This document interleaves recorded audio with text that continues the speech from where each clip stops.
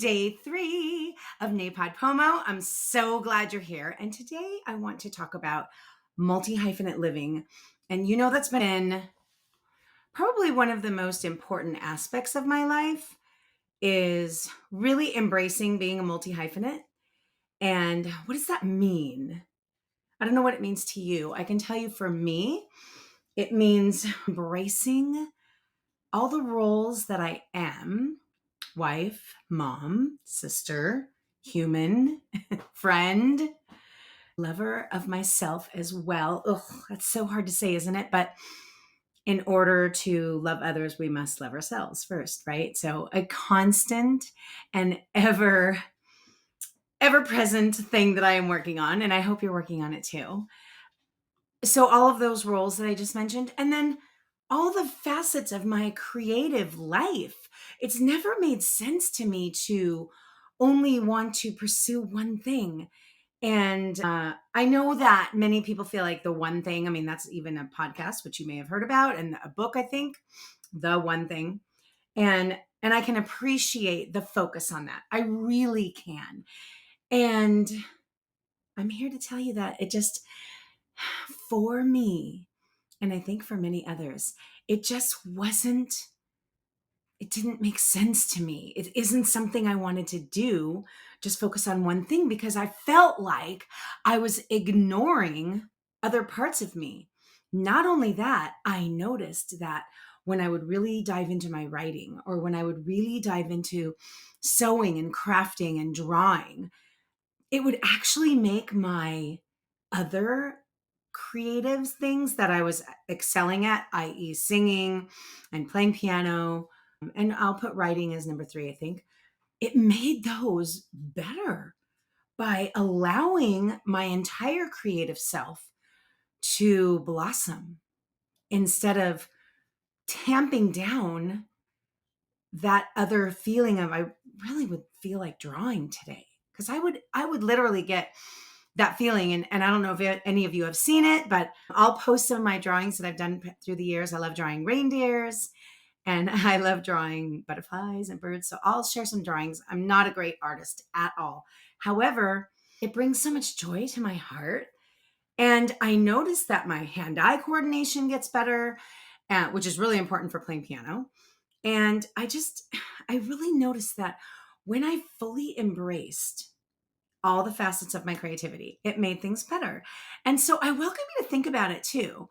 I sometimes feel like I remember in the beginning of all of this working for myself journey that there were people who told me, don't tell anyone you're a mom, that you might have to look at your kid for a minute, and don't tell anyone that you got laid off, and don't tell anyone this, and don't tell anyone that.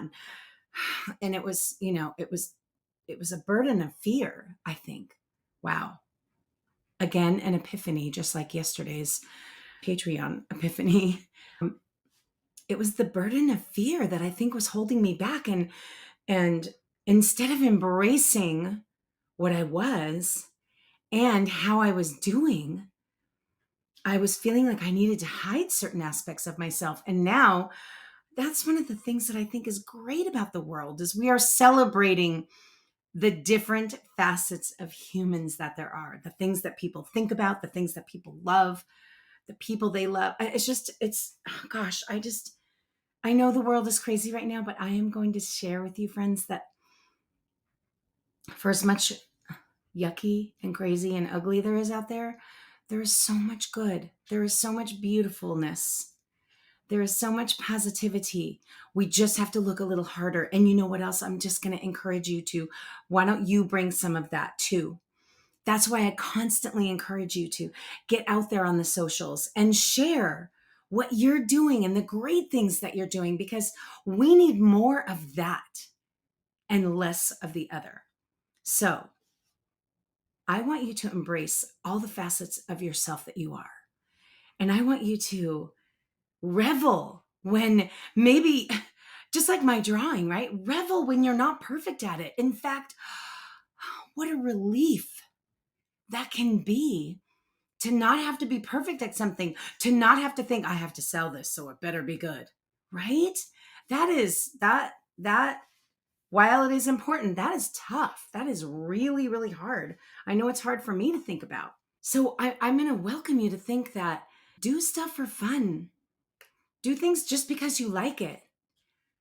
Do things that fill your heart and fill your soul, and model that for your students, for your children, for your spouses, your partners, your neighbors and friends. Model just doing something because you like it, not because you excel at it necessarily. If you do excel at something, obviously you can do all of those things if you want.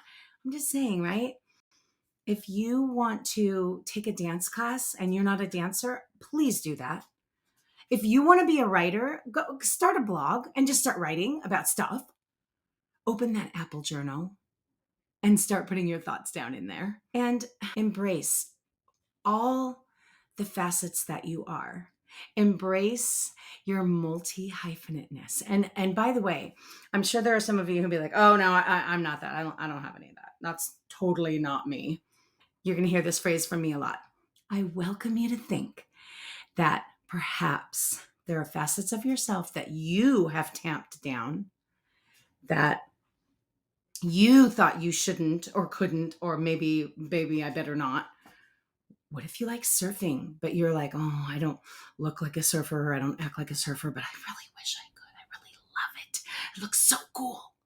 Go do it. Go do it. Friends, I love you. You're amazing. This is so fun. Okay, I'm trying to keep these quickie-sodes that are fun and energetic, inspire you, and bring you information. So today was inspiring, I hope. And I promise I'm going to be delving into more social media things. And okay, I'm not telling you what I'm doing tomorrow, but I will tell you that we are going to talk about a marketing plan for 2024. I am working on something. It is so fantastic. I'm so excited to share it with you. And it's going to be wonderful. I feel so excited for all of you and for myself too. Okay, I'm out. Have a great one. Bye.